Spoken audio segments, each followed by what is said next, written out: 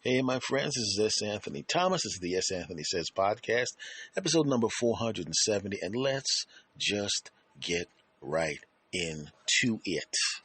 Now, as you know, my friends, I've talked about this before. If you can look at something in your regular life, you can see something that happens on a normal, everyday basis that really has nothing to do with what happened to you, but you can draw lessons from it. I remember there was a time when I was trying to do something that was very, very difficult, and this particular activity was kicking my behind, and it didn't look like it was going to be successful, and I only had one more day to work on it. It was a Monday, and I was getting my behind kicked at this job, and I needed to hit a certain bunch of numbers, and I was so far away from those numbers, I didn't think it was possible for me to get those numbers, and I'm thinking, man, my job's going to be in jeopardy if I don't hit those numbers. I had one day left. Oh, no. I'm trying to take my mind off of it, and I'm watching this football game. And one team is at home, and the visiting team, which was a team that was, I think they were like a 10-point underdog or some crap like that. And the team that's at home, which was the favorite, was rolling them up, blowing them out, destroying them. You could see the team dejected, the coach dejected, the little contingent of fans quiet, and the team was rolling them up. And then what started to happen was the team that was losing started to think, well, we really have nothing to lose here, so let's just start doing wacky crap. I mean, we're already getting blown out. Why not go for it on 4th and 10? You know, why bring out the punter at all? Why not, why not just bring out all the trick plays? And then they scored a touchdown, but they were still getting blown out. Not a problem, right? They go for it on 4th and 10 from their side of the field. This is American football I'm talking about. And they get the first down. They score another touchdown. And all of a sudden, the team that was blowing them out starts to get a little tight. You start to feel the pressure because they had already mentally won this game. And now they're only up by a little bit. And then it's tied. And then it's overtime. And then they fumble. And then the team that was getting blown out and shouldn't have won the game in the first place, the game should have been over, kicks a field goal, and they win. And I'm sitting there watching it. And it was exciting. And I hadn't drawn any conclusions from it at that point. But, as the night went on, I started to think, well, I really was not supposed to be on this project at my job when I worked in an office. I really wasn't supposed to be on this project. I wasn't suited for this project. This project is kicking my butt. But as it turns out, I really have nothing to lose. I mean, according to the board, the sales board, I'm in deep crap, right? So I'm probably going to be in jeopardy. I might even lose my job by the end of the week. But you know what's going to happen on Monday? I'm going to do exactly what that football team did. I'm going to do all the trick plays and all the wacky crap that I normally wouldn't do. And what difference does it make? I got nothing to lose. I'm probably going to get fired anyway. So I go in Monday, and my friends are looking at me, and they're expecting me to come in all bummed out. And I'm thinking, if I'm going to go down, I'm going down swinging. I'm not going out like a punk. I'm not going to sit in this whole day like I'm waiting to get thrown out. I'm not doing it. I'm not going to be a punk. I'm never going to be a punk. Forget being a punk. Got on the phone, did my thing, started going nuts, and all of a sudden, sale. Guess who's at the top of the board? Sale. Guess who's getting sales damn near on every phone call? Sale. Me. And by the end of the day, and this is a true story, by the way, by the end of the day, not only had I surpassed what I needed to just keep my job, I was in the top 3 overall because this was a tough project. And now I'm number 3. Ooh, so I'm very safe. Unfortunately, that project ended, and now that I figured out how to do it, the project ended, I didn't make all that money anymore because they took the daggone project to another office, and that rotten sassafras. But that's not the point. But the point is, I saw something that had nothing to do with me, and I learned a lesson that actually helped me out in real life. If you look at the stuff that happens around you, you'd be surprised at how many times subconsciously you can pick up the key to a problem, the key, the way of getting around an obstacle, and it'll have nothing to do with you at first. But if you draw the parallels, you see the signals. Oh yeah. It's all about perspective, my friends, right? You don't know what a person is seeing. You've been in the car before, and you're about to turn the corner, and there's an old lady crossing, right? And the car behind you's honking a horn because they can't see the old lady. And then they feel like a dope when they finally see the old lady, like, oh, I guess that's why he wasn't turning, because he didn't want to roll over an old woman. Yeah, that's right, stupid, behind me. I remember driving past a school on the way to visit some friends, and I didn't know that they had put in these, they put those rubber street speed bumps that they bolt to the ground because there's a school there, and this was a long stretch. And unfortunately, people would take this long stretch as a way of finding out just how fast their car can get in this in this long. People would turn into the speedway, so they put the speed bumps in to keep people from driving that fast, and also to preserve kids' lives when school was in. But the thing was, these were new. Like if you had come back a week earlier, they weren't there. So people would turn that corner and ready to step on the gas. They're ready to go. But as it turns out, there's speed bumps there now. And I see the speed bump. They hadn't even painted it yet. I see the speed bump and I slow down. There's a car behind me that wants the race. Think they're in the Grand Prix in Vegas, right? And then right behind me, the person's making faces and talking the horn and making hand signals and driving too close to my car. And I hit the speed bump slowly and go over, and it's a big speed bump. And they see the speed bump, and I watch their body language change. They have a look on their face as if they knew that they were a piece of crap. And they made it a point to stay way behind my car. I always call that guilt distance. When somebody's an ass behind you and they realize there's a reason why you made the evasive action, there's a reason why you slowed down, and now they realize they're an ass for acting like an ass with their dumb ass behind your ass. You dig? Cool. And that's because you never know what's going on with somebody else. If you don't pay attention to what's going on around you, you don't know. Like I said, you can learn life lessons from football games. You can learn life lessons from a speed bump, too. Because I remember back in the day when I worked in an office, I remember back in the day how we didn't understand the perspective of somebody else. You don't know what's going on with somebody else. We worked in an office, a different office, because I've had a few sales jobs back in the day.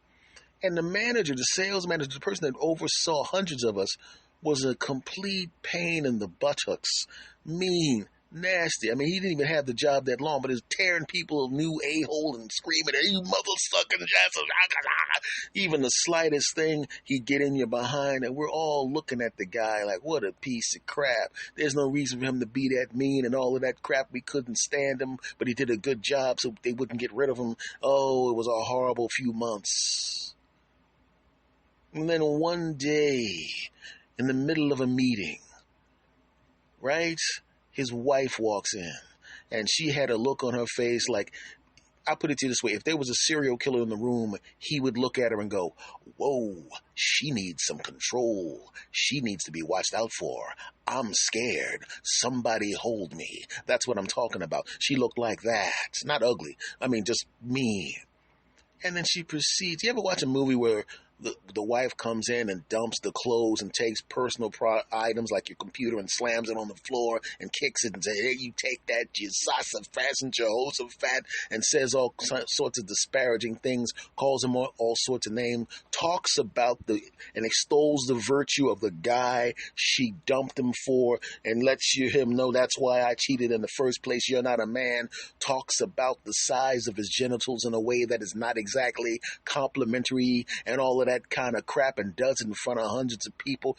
Didn't even notice we were there. So busy being mean to this guy. So busy saying horrible things. So busy trying to hurt this man.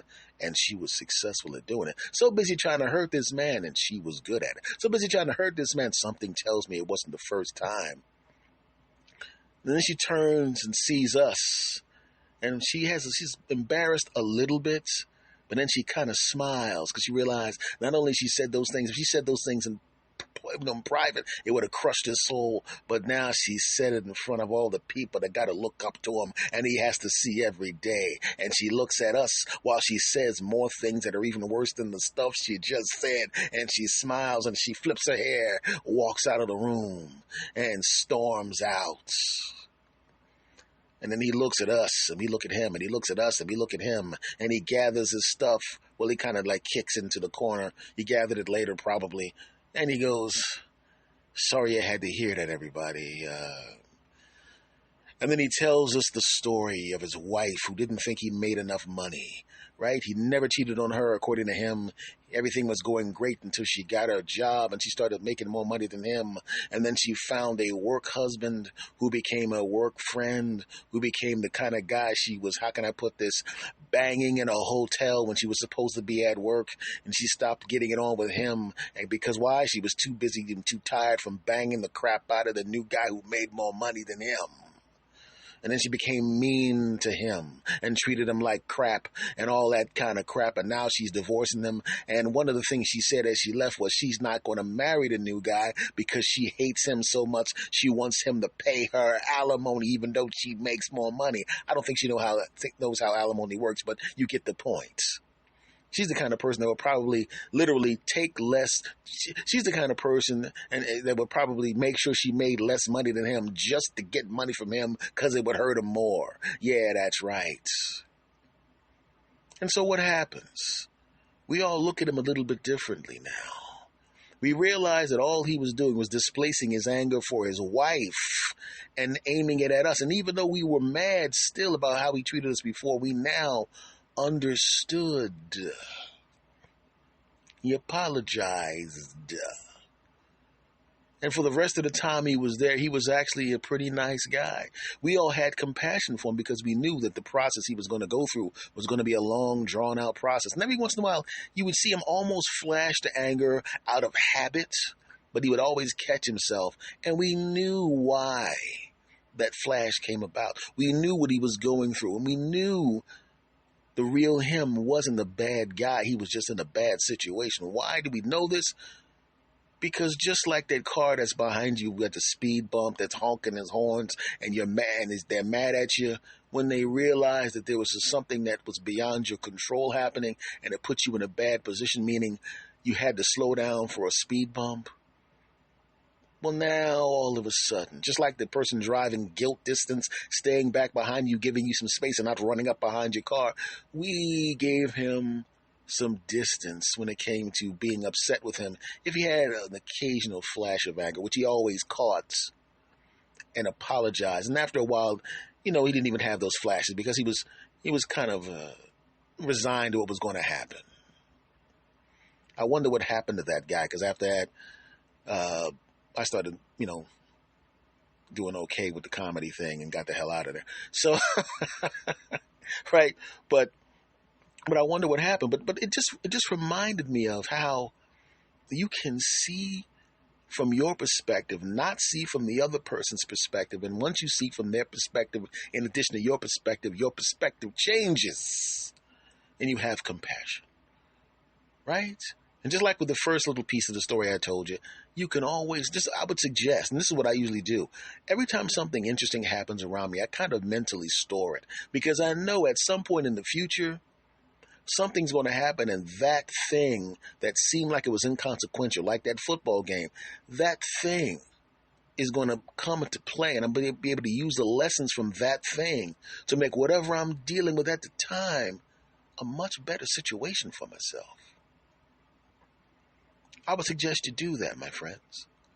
Right? There's many life lessons that are right in front of you. You're right, and because they don't, like I said, because they don't directly affect you, or because it doesn't seem like it applies to you, it does. You may see a couple arguing, right? And the argument may be about to go nuclear, and then one of them goes, what are we doing? Why are we about to argue in a store about this? We're literally about to argue and have a knockdown, drag-out argument over which type of pickles to get. The pickles cost $6. We could just buy both jars of pickles, and then you eat the pickles you like, and I eat the pickles I like. If you're wondering, I actually saw a couple about to literally have a knockdown, drag-down argument about which pickles to take home, and I'm looking over at them going, the pickles in that jar cost like $2.59. You could literally just buy 2 jars of pickles and then each. That's what I'm thinking immediately. And another thing, you never. Oh yeah, well you never get the bucket to shake it. Yeah, well let me tell you something. And then they realized how dumb it was and stopped. Now that doesn't matter. It doesn't have anything to do with me, right? Of course not. So why would I remember that?